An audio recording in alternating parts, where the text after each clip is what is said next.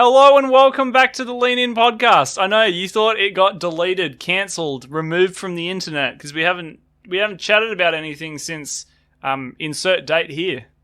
December or something? Early December? Yeah, I think summer of 1939, I think. That's probably ever since the war.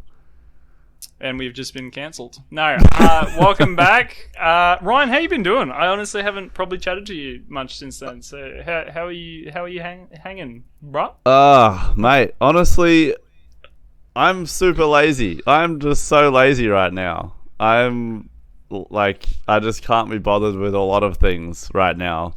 Mainly because of I broke my arm and then I got COVID in the same period over holidays, so I just kind of chilled about with no intention of actually I just couldn't do anything, so I just now have habits of just not doing anything. So yeah, that's all. That's quite a run you had of bad luck, I'd say, over the summer. Yeah, it was hilarious. It was like a slapstick comedy that just kept on. It felt like a studio laughing track was just happening constantly. It was just like, oh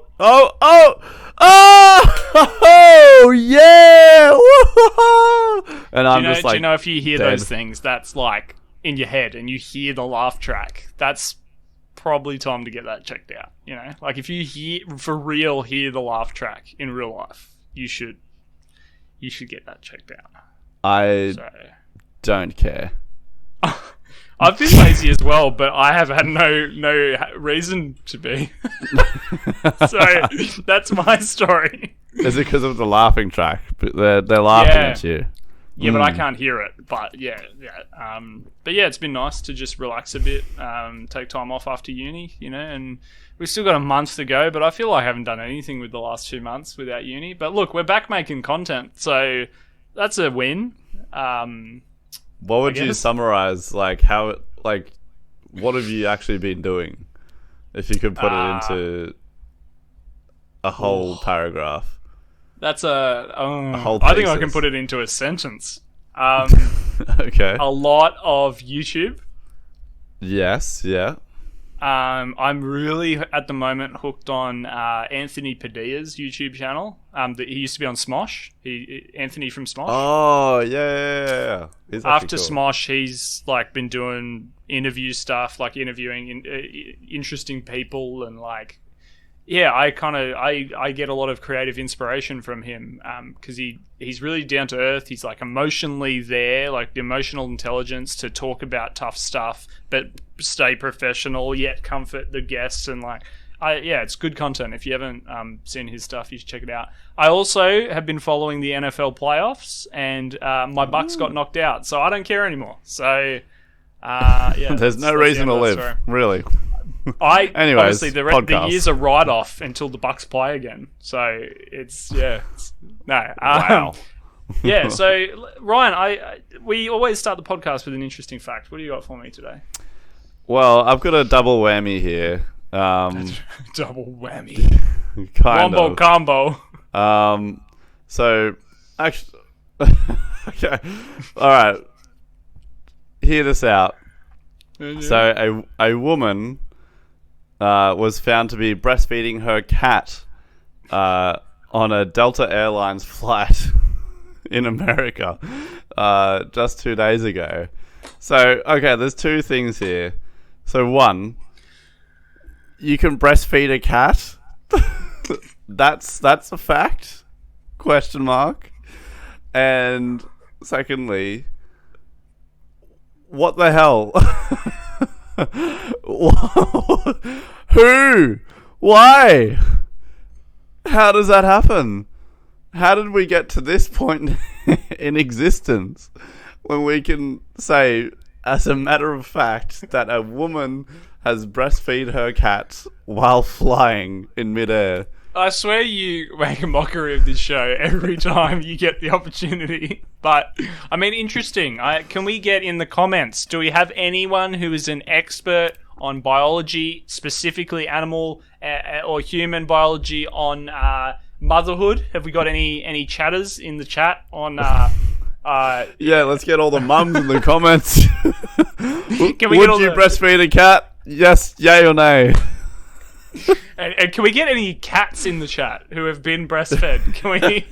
Yeah. If you're a cat, make sure to subscribe. Put it in the comments down below. Yeah, I've been breastfed. You know. Yeah, if you're a cool cat, please subscribe. But yeah, okay, we're gonna move on from that swiftly, I think, because that's. But you always have the wacky stories, and I'm just like, what's going on in the MCU lately? So my news story is that simply the Moon Knight trailer came out, and is very, very, very interesting looking show.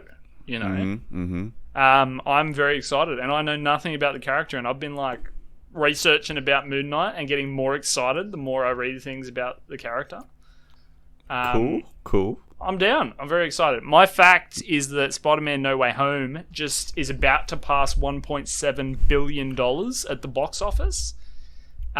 It's in the top 10 movies ever made by gross. So it's still being beaten by the Avengers films and Titanic and Avatar and those kind of ones. But yeah, maybe if it gets a little bit more drip from some markets. I don't know if it's come out in China yet. I know there was a delay with China, like it wasn't coming out there yet. What? And China's a massive market, so like... Yeah, and they're super into Marvel over there, so... We're going to have to talk about No Way Home on a different episode for like 12 hours, and it'll have to be like a sleep stream where we talk for 12 hours, then sleep, and then on stream, like we sleep on stream, and then we get up, and yeah. You know, that's actually... Like, I mean, not a bad idea. Like, I'll probably die, but I was like that actually started to make me think we should watch the Lord of the Rings extended edition and like react. And, yeah, the whole react thing. Even though that'd be a nightmare to edit. But you know what? If you believe, anything is possible. Yeah. You're like so right. When you think about it, yeah. Like I believed that X spoiler happens in No Way Home, and I was right because I believed. Well, I believe that a woman will breastfeed a cat in Moon Knight. Okay, let's move on. Let's move on from this. We're going to today talk about something fun. We're going to talk about some politics and pop culture, Ryan. A very light topic. Yes, indeed. Let me just. Are you mocking me for saying before we were about to record this episode that I wanted to talk about something light, and this is not light?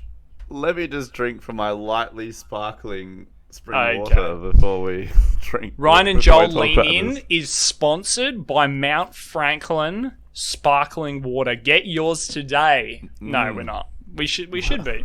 Reach out, Mount Franklin.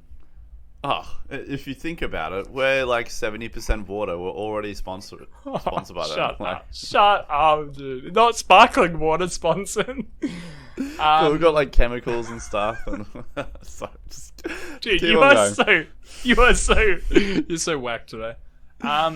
So yeah, for politics, I very quickly put some movie posters in the background behind us on the video stream. For those listening, above me is a movie poster of my favorite movie, Communism. Straight up to communism. Yeah, and above Ryan is his favorite film, Ghostbusters 2016, women cast. I see no difference between the two, really. Can I just before we talk about politics, the new Ghostbusters Afterlife is fantastic. You should see it. I have yet to watch it. You should see it. It's fantastic. Okay. So I feel like a good jumping off point would be everyone's favorite pop culture politics, Game of Thrones, which is, got a lot. I mean, the whole show is politics, but there's different politics spread throughout the show. I guess you've got the very authoritarian, like Daenerys' boys. Yep, and yep, her yep. ruling style. Bend the knee or Dracarys. So, what do you think about that, Ryan? Is that good? Or Yeah, well, I think you like, man. I think a lot of them leaned, like a lot of the kingdoms leant more into the authoritarian, true. but She's just like the very far end. Like Daenerys yeah, is yeah. like the far end. Okay, and then if we could think about the opposite end of Daenerys, who would that be? Oh, and we should probably contextualize that, like Daenerys at the end of the show, because like when she kind of starts out, she's quite a like libertarian, and she's freeing slaves, and she's like, guys, everyone deserves to have an opportunity on the continent. Let's all be one people, and then she starts burning people with dragons. So Yeah, bitch. that was my favorite episode. Favorite moment. No, who would be on the opposite? I don't know. John. Would John be as far left as it goes? Would it? Or... Well, I guess maybe the end of the show where it gets like just pure democratic. Oh, true. No, you're right. Cringe quotes, I think, was like when. Oh, I've forgotten his name. The dwarf. What's his name? Tyrion. Yeah, Tyrion. He's like, what if we constructed a democracy so that all peoples can have a say? It's just like, it was so offbeat, and like it would just so did not fit the universe almost. It didn't feel right. I don't know. How did you feel about that? I feel like it was a good like idea, like a good value to put in a thing and go, like I think like Braveheart, like where we're murdering all these people, but in the end it's about democracy, boys, and freedom, and maybe if the value, I think it falls over just in how they executed it with the line. I think the line ruins the whole like idea there. Like it instead of having it a bit more like, I don't know, a bit more nuanced, if they had it a bit like a discussion of maybe there shouldn't be a king, or opening discussion and whatnot, but it was literally just a meeting where Tyrion was like, democracy manifest. yeah, and like I feel like again the whole last season was rushed, so maybe, and there was meant to be 2 or 3 more seasons. So they could have actually spaced out like just the introduction of democracy, because it just didn't feel like this is a fictional world, right? And then and they're so used to monarchs and kingdoms and all that stuff. Who the hell would know what a democracy is? Really? Yeah, and how could they immediately just facilitate democracy? Like, you're telling me no one would resist against like a democratic vote in the kingdoms? Like, yeah. Oh man, and I feel like they'll just start another war, and like the Sand People, I forgot what they were.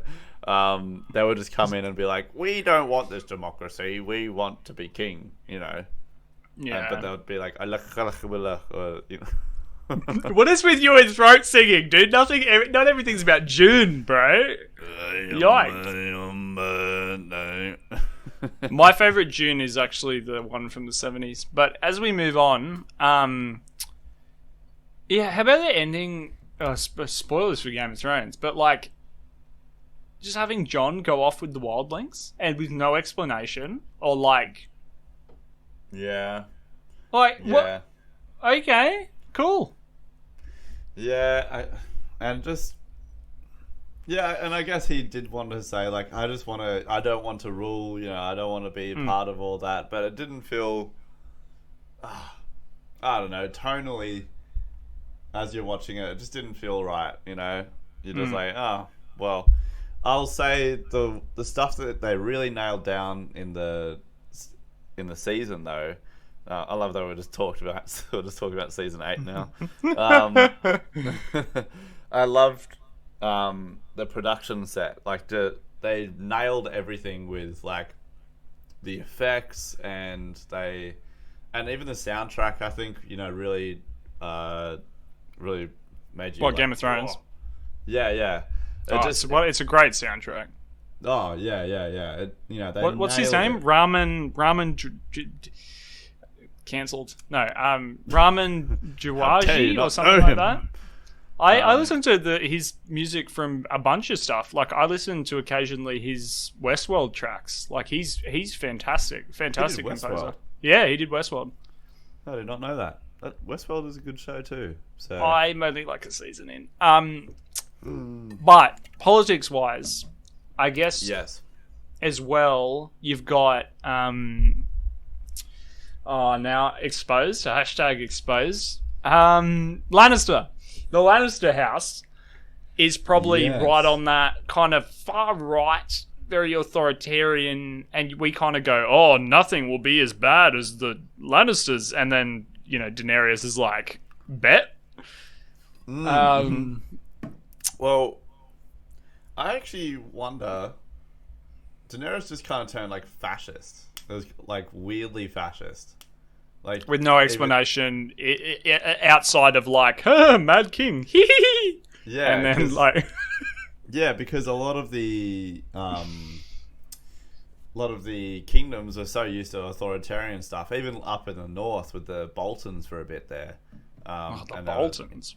Yeah, that was more. I guess there was just more tyrannies and more authoritative stuff. I guess the most left thing you could think was that church that was being built. Remember, in season 6. Is that with the really like charismatic priest? That one that was like, yeah. shame. Yeah, that was pretty crazy. The Starks were probably like pretty center in terms of politics. Like they were like, yeah, we'll respect the crown and whatnot, but this, up north is our business, and we'll look out for ourselves. And Yeah. I think that's kind of like the moderate politics in Game of Thrones is like the Starks and just being like, yeah, go monarchy, but when monarchy ain't involved. Switzerland? Do you think they were the Switzerland of the Do you know the if world that was there Switzerland? of Westeros?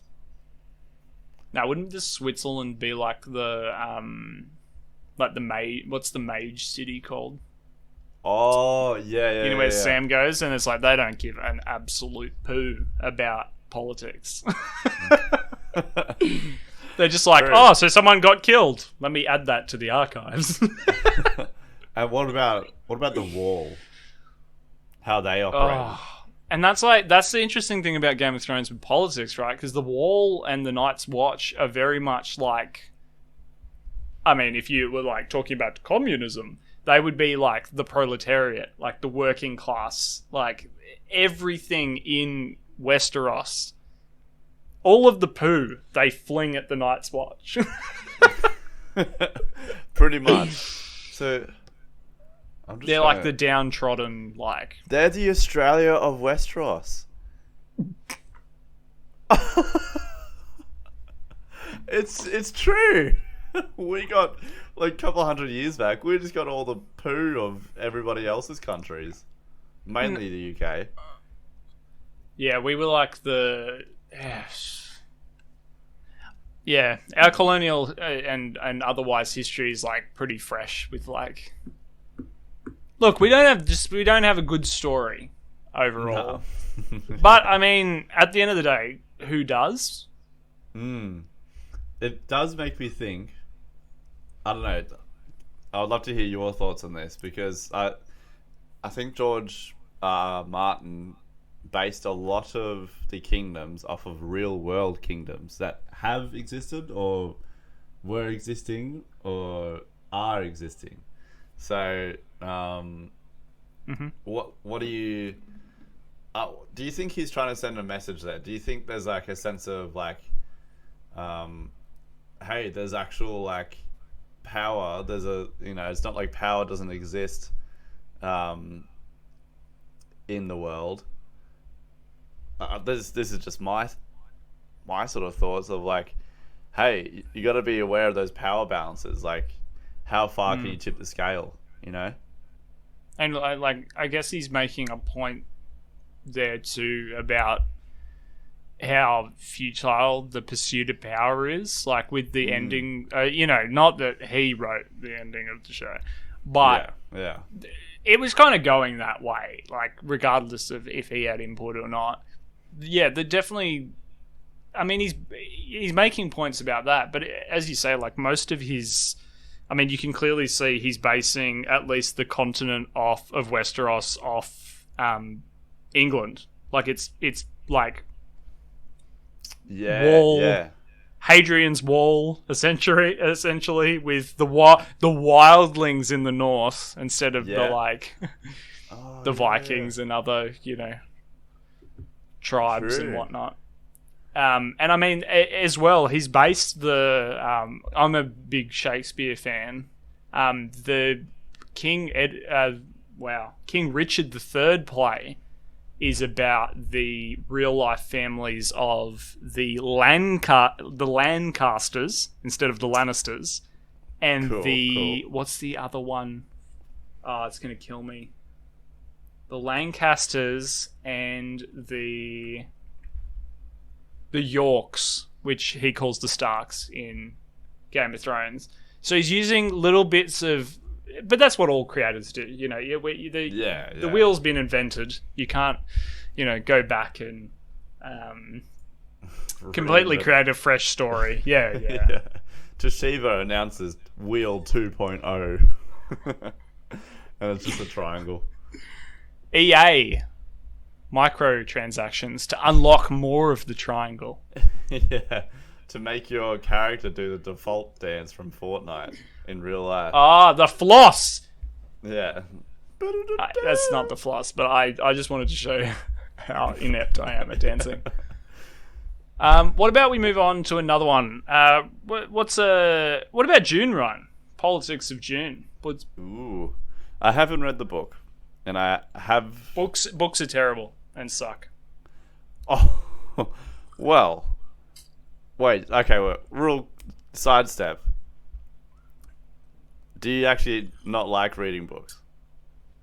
Because I would rather put stuff in my eye than read a book. Dude, I'm telling you, I thought I did too, but then once you start getting into some stuff, it's just it's a whole new world, Nah, I'm good. Alright. What about June? Oh, okay. Okay, June politics though. Yeah, lots of. It's pretty much like the old sort of feudal sort of systems don't go away, or I guess power and stuff still doesn't go away. It's just to a much larger extent. It's just space Game of Thrones, essentially. Star Wars? I think the difference between those two is that there's they focus more on technology. Technology is power there, but it's and the spice is that technology that keeps the fuel of humanity across the galaxy running, and everybody wants it. Whereas is that like a motif on coal? No, legit. Are you actually? What do you mean by that? The resource that decides politics and it runs the world, and or other minerals as well. I don't just call it minerals as well. I guess June is quite ahead of its time for when it was written. It's very about colonialism, and as you said, it's like the perpetual cycle that we get to see with the house of Oscar Isaac. Moon Knight. Moon Knight. His house takes over the planet, and it's like starts with A something. Arrakis. Is it Arrakis? Yeah, that's the planet. Arrakis is the planet, but it is House Atreides. House Atreides. And House Oscar Isaac. But they as you say, they take over the planet to colonize it, but there's already a history of colonization there, and it's like this perpetual greater power beats up on the littler power, regardless of the it's a very, when you think about it, Dune is very anti-colonialism, like with they're not respecting the what do you call them? What's the tribes in Dune called? The thingy, the Zendayas. The Zendayas of the Sand Planet. The Sand. Saudi Arabia. Tuscan Raiders. Tuscan Raiders of Arabia. And yeah, they, like the invaders don't recognize the technological and otherwise resource and intellectual resources of the native peoples, and it's like a story on trying to bridge the cultural gap between. And I think if this was a real story, like real history, I think Oscar Isaac's family did a pretty good job of going, hey, we are here to take the spice, but like let's create an agreement between our peoples, and let's try to understand from each other what our values are, what our goals are, and then let's work towards some kind of mutual understanding, right? Yeah, and I think to add to that, I think the author of the original book just maybe wanted to convey the message that, like, just because a government exists and is powerful doesn't mean that they're all good. And they might look out for you in safety and in supplying you food and everything, but ultimately they have their own goals, separate from your own.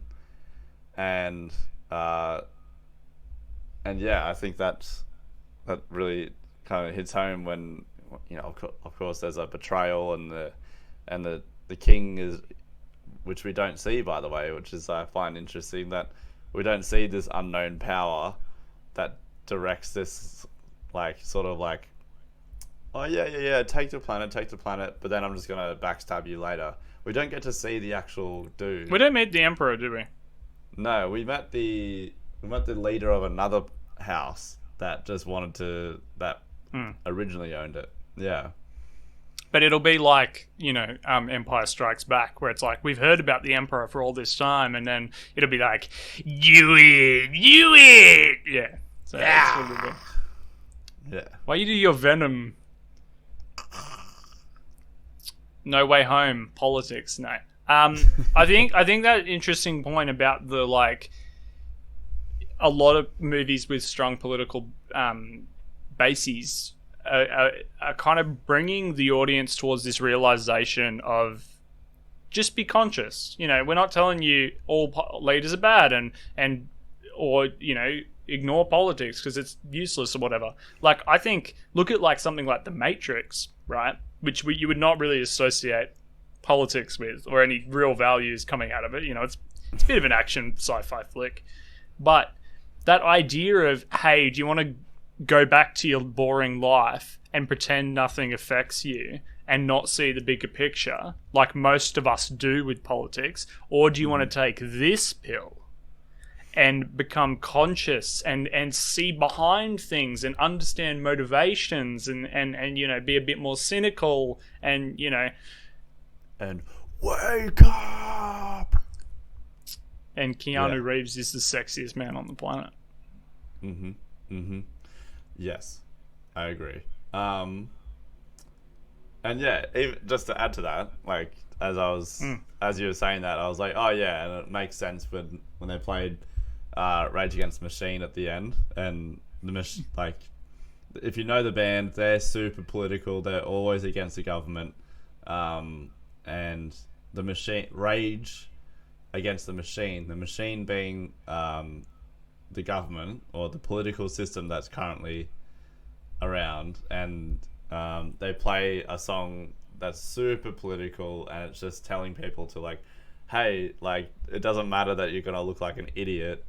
You gotta be aware of, like, where you're living, and you gotta be aware of, like, the people that are running it, and wake up, and they get really aggressive about it. and just politics in general being covered in media, I can think of, I actually really enjoyed it in the prequels of Star Wars. Those are actually pretty good, like to explain at least the American Republic and how they operate. And with, I guess, a warning in the prequels as well about, leaders that we've seen throughout history, the Hitlers, the Stalins, they start as just, a chancellor. They start as this, and we're in a democracy, I guess those movies as well are highlighting, like, be vigilant, guys. We can't let people who have bad motivations work their way up through the ranks, because they will be like, do it! Yeah! Ultimate power! And then it's over. So, yeah, the prequels were good. Yeah, and just sort of like remember when like Joel and I were in modern history together, and we learnt about the Weimar Republic and the Weimar Republic. Yes, and yes, how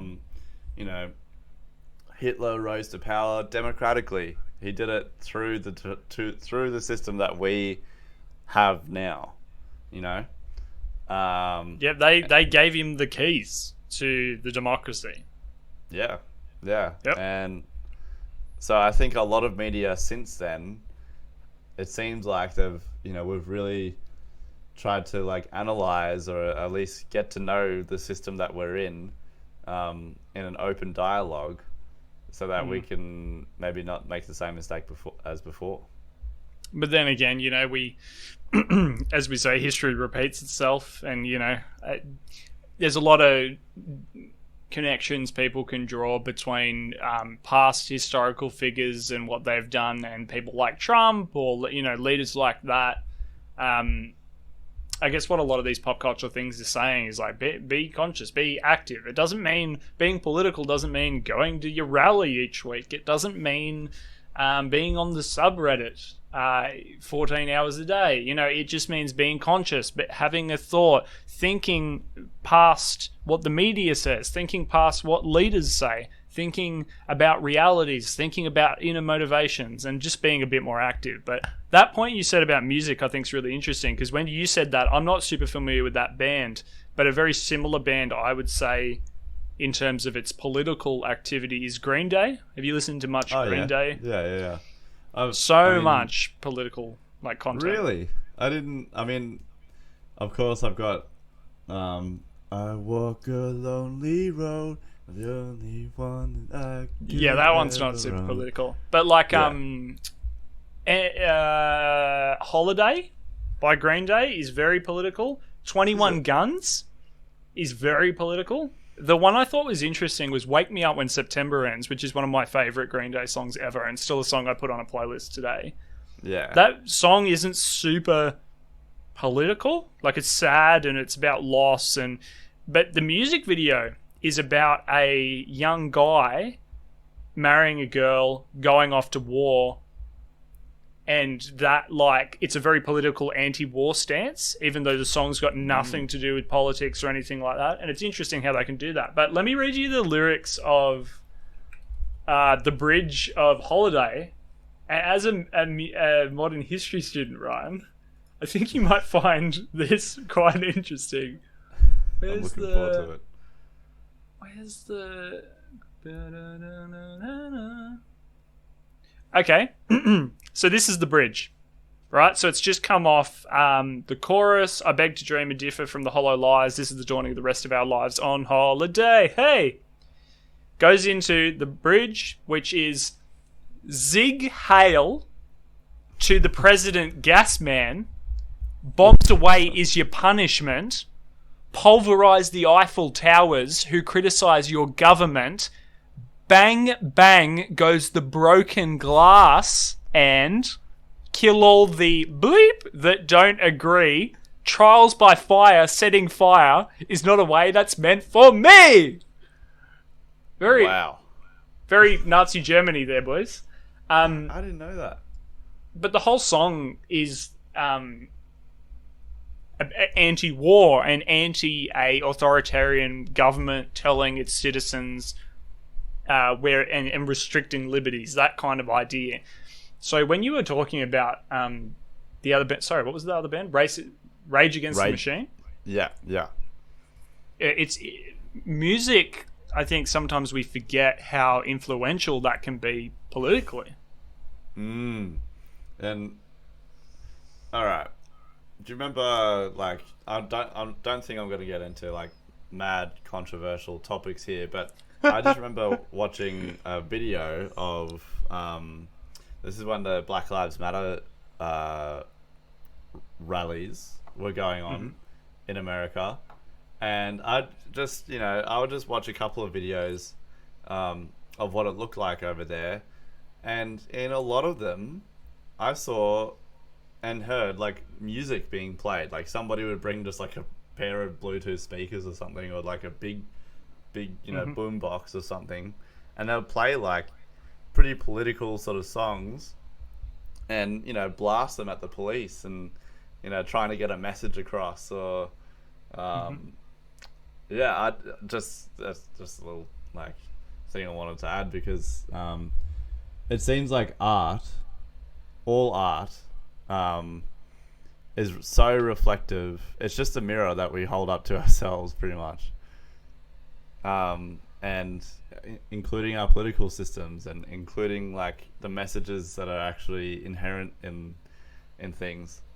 That just a little.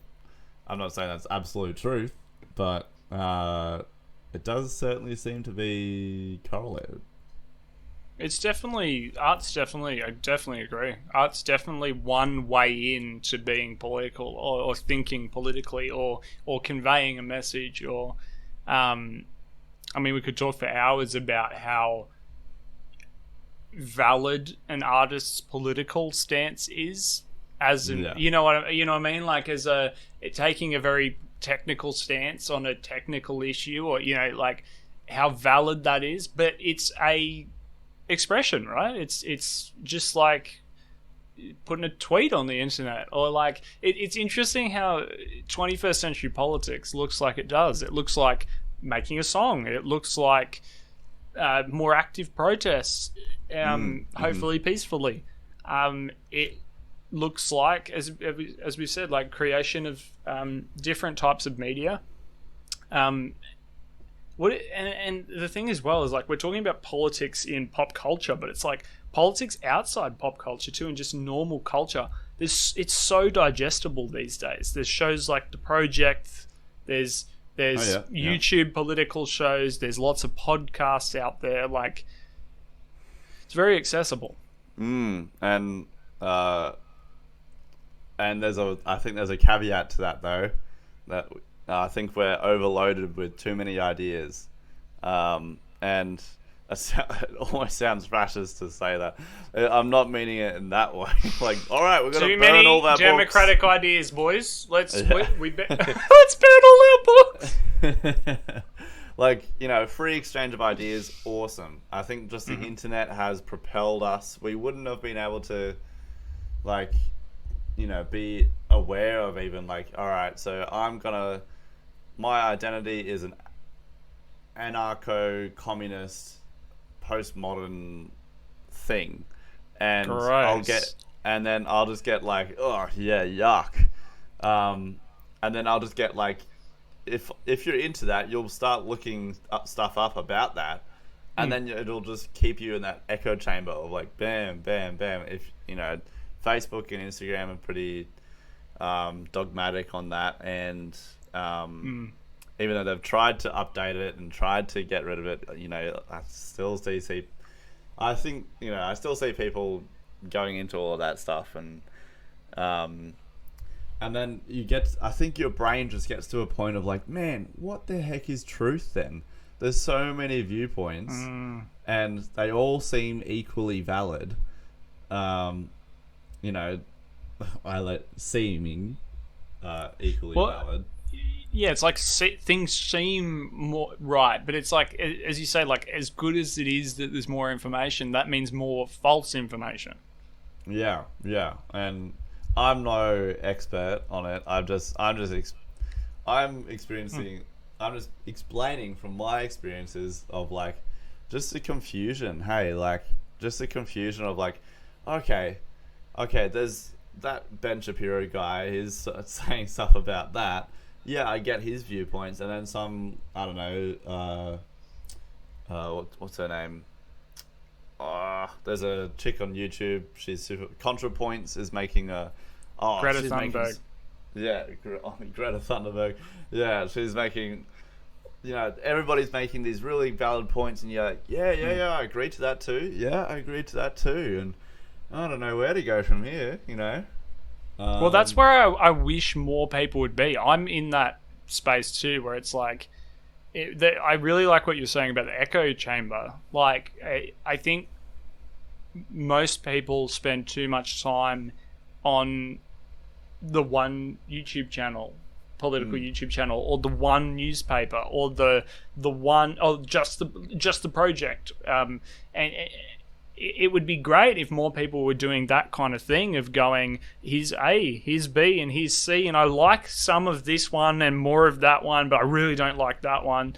But you get more of a like, oh, they're not all wrong and they're not all right. Wow, what a surprise. Their opinions. Like, but yeah, it's sad when we see people get too locked into one space, right? One idea void. And that's what I've been in before, and it's we all have. Yeah, and I think there's a certain confidence that you gain from it. It's like, oh, okay, all those people are bad. Okay, cool, and I'm in the good group. Okay, cool, and that might be because of my own ego, or other reasons, or just sort of groupthink. And you just unknowingly, just like unaware of what you're falling into, and then it's only when you actually go out into the world, I think, and actually just step away from all the computers and step away from all the, all the social media and stuff, and actually just try to witness the world and try to see, like, you're not trying to find this ultimate truth, but you're making a good start. And take your own opinion, right? Like, make your own, experience the thing, and then listen to as many things as you like, sure, to help you kind of chip away at what you think. But yeah, I guess the message is, like, as political as things can be in pop culture, just keep your eyes open of what's the motivation there to is it I mean, I don't want to get us cancelled. But is it, which way is it, like this Ghostbusters poster up here? Is the thing itself started with the political thing, like Ghostbusters does, of why don't we do an all-female cast, which itself isn't a bad thing, but the politics became more important than making the thing good. Yeah, and you're not actually making art there. You're not really getting down to it. Like, what was it? Is it Hell's Angels? What was that? Was it that movie? Hell's Angels, right? With no, the girl from Twilight, and they're like super bad, badass. Yeah, Charlie's Angels. Charlie's Angels. So Charlie's Angels is just like Ghostbusters. It's a remake. So yeah. Charlie's Angels was great, fantastic, all female like action thing. But once you go, hey, let's make something edgy here, boys, and start with that, and then go. We don't need a script, boys. We don't need a script, boys. Yeah. The director has gone on record to say that, like, the reason why her movie flopped was because of men and the ongoing sexism, and I don't get that. Like, okay, let's think of like positive like I can actually Ray from Force Awakens, at least. Katniss from the Hunger Games. Yeah. These are popular, very popular movies. Daenerys, Game of Thrones. yes, yeah, popular female characters, and they still succeeded because they. It's not like they, because I think I remember watching the trailer for it, or a couple of scenes for that movie, and it was like trying to shove this whole viewpoint down your throat, right? Where it was like, oh, we've been, oh, you're not used to having a woman, dominate you that way, or that sort of thing, and it just, I don't know. It's so. It was more of it's a so, like, tone deaf. Hey. yeah, it wasn't art. Whereas, even in Lord of the Rings too, like Eowyn, that's a positive. She was actually going against the social norm of her fictional world time, and trying to get into the army there, into the Rohirrim. But it wasn't her main. That wasn't just her character. It was so much more nuanced and so much more like she's an actual person instead of just like a political mouthpiece. And that was ahead of its time for a female character, and like the Lord of the Rings are pretty old. Like that's early 2000s, right? So it's like, there's not a lot of those characters we were saying about Katniss and Daenerys and stuff. That's a decade later or over a decade later. So it's pretty ahead of its time. The other one I think of all the time is Ripley from Alien, like Sigourney Weaver. Lead female character very long ago. And a beloved movie. But that thing you were saying about what the reaction was from the director, that it must have been a misogyny in society that made that movie not do well. And it's like, look, my perspective is that the people that weren't going to see your movie because it was girls on screen, they weren't going to see your movie anyway, regardless of how good or bad it was. They weren't going to see your movie. Most people, the average Joes, we're going in going, I just hope they make a good Ghostbusters movie, boys. And once you... And then when it wasn't that, what a surprise that we all hated it. It's not because the cast is full women. It's because the movie's bad. And it's the same thing I think we're seeing with the movies like Ocean's 8 and like these full female casts. Get a good script writer, get a good director, and them having a female cast, it'll actually be a celebration because the movie's good and there's a female cast. Like it doesn't just tick box that movie will be successful and if it's not misogyny.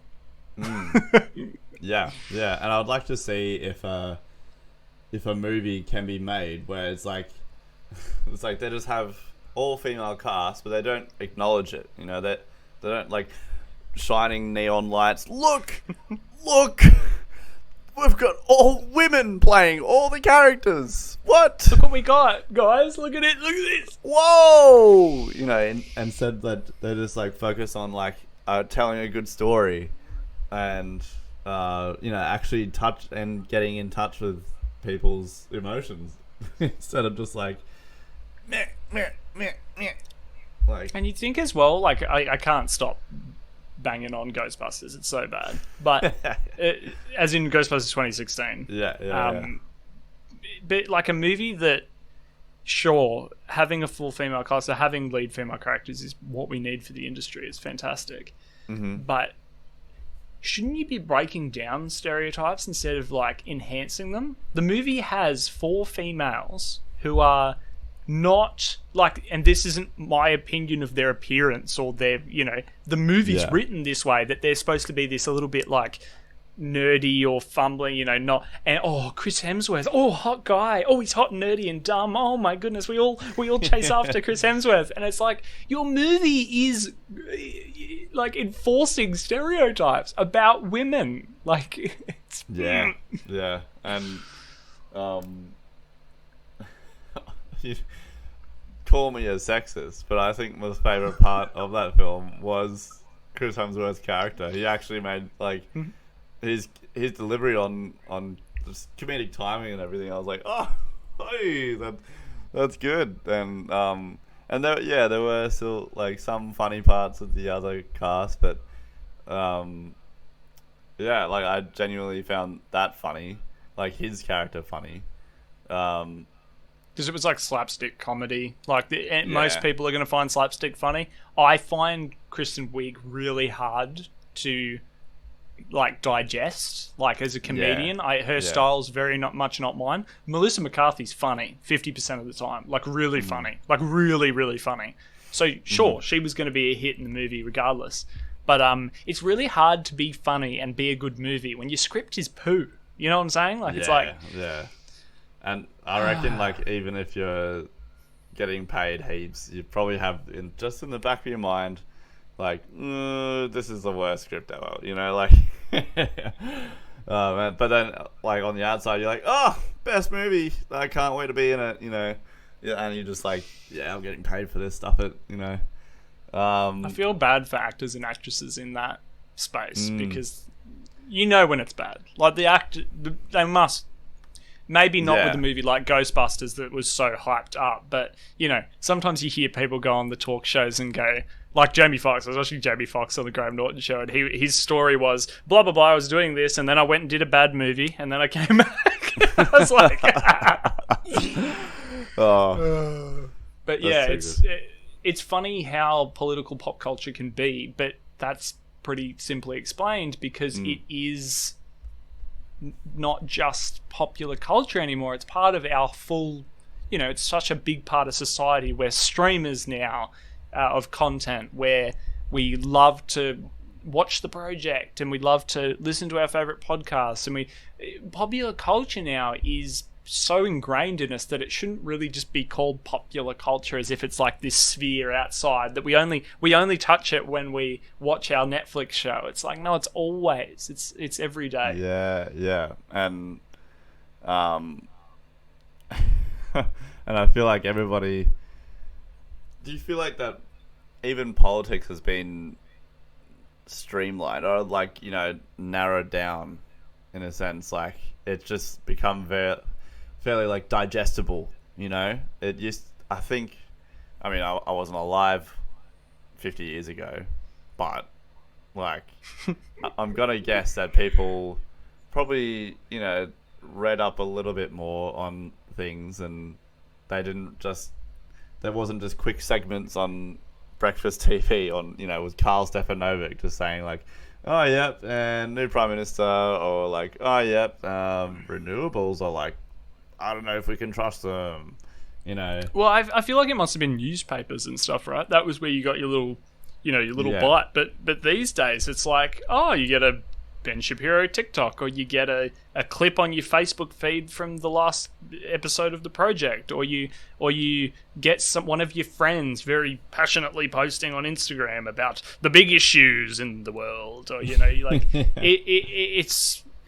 technology has made every day a political space, and, you know, your then decision is to either consume such content or not. And, you know, I assume a lot of people find it a bit overwhelming. Like I found through this last year, the access to statistics and other information about COVID-19 quite overwhelming. True, like how much there was and how like substantial stuff was. As you said before, it's like it's positive and a negative with how accessible everything is. Yeah, and it almost makes me think like it just reminds me of that, like with a lot of life, and as we progress more into this digital age and stuff, there's always going to be this double-edged sword with like everything new that we get, and like, you know, do you know boredom was only invented in early 1900s? Like the word.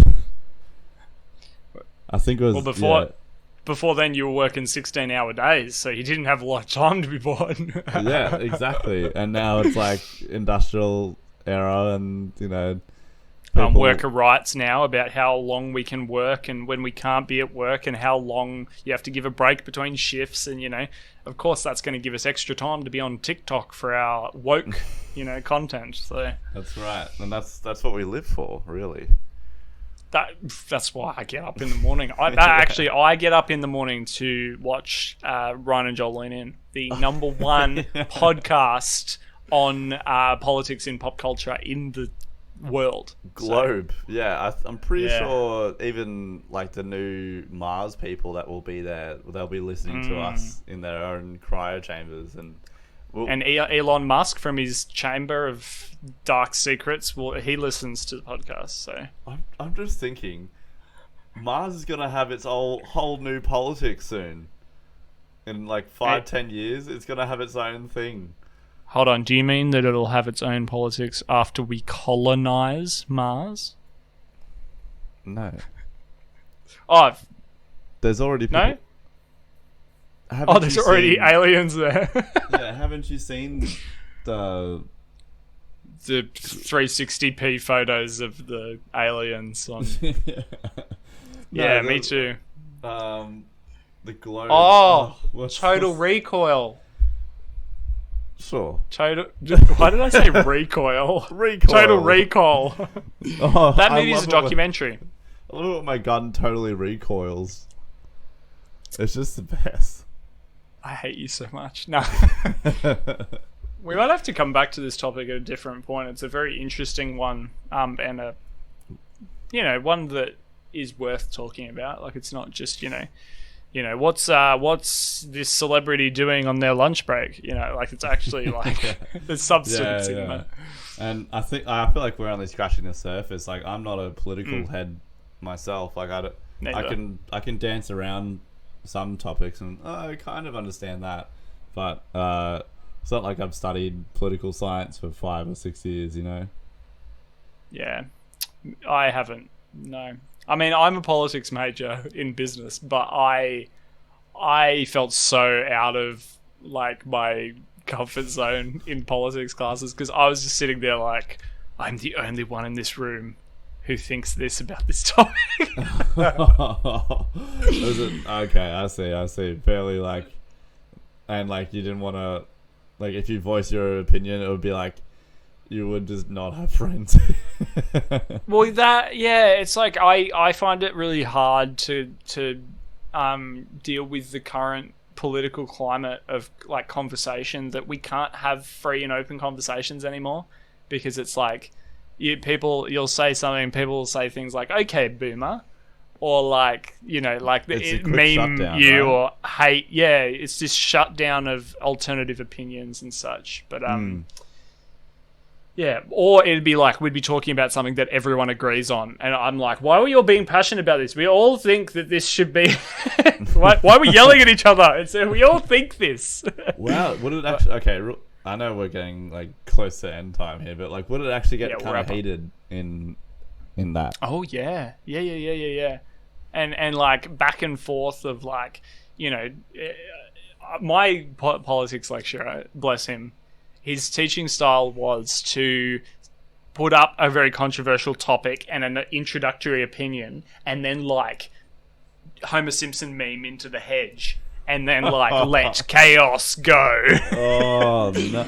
That reminds me of like, I'll just say it. Like, I remember in year 5 and year 6, there was a politics class, or just like a politics like quick class, and I remember my teacher at the time was like, all right, we're going to do an impression of the parliament, so I want like half of you to sit over there and half of you to sit over there. And then he said, all right, so now we're going to be talking about this topic, and it was something kind of like simple, like, can we have class outside in the sun? And then he went, okay, 3, 2, 1, let's do it. And then all of us, I remember, and even me, we all went like, no, and just yelling at each other, and like, and then he was like, whoa, like, calm down, like that's just how we viewed politics. We just saw it as like a bunch of old dudes just yelling at each other. Yeah, saying politics is conflict instead of like mediation, or you're like talking about it. And I mean, most kids are going to see clips of politicians yelling at each other and just think that that's what. And the same thing that concerns me is that we'll see people having a disagreement over political things and getting violent or being, saying bad things, or like I think it's and we need to talk about this another time, but it's like a very bad climate, I think, for just good conversation about political things. It's now a cancel culture. It's now a name and shame culture. It's a very different culture, and I think it's because of how accessible information is and how accessible and easy it is to share your opinion, whether that's factually correct or not. Yeah, and and then you just get a bunch of people that agree with that opinion too, and just be like, and then share, and that's how misinformation starts. So, yeah, we'll have to talk about that another time. It's been a very interesting episode. Yes, I've enjoyed myself quite a lot, and thank you all for returning back and listening to the Lean In podcast today. We've had a little hiatus due to other circumstances, but thank you. And laziness. And just pure sheer laziness. Like, we won't beat around the bush. It's sheer laziness. But we're upfront about it, and we are not naming and shaming each other. No, that's the most important thing. It's a culture of love here, boys. Yeah, love and power to everybody, and hope you have a very good day.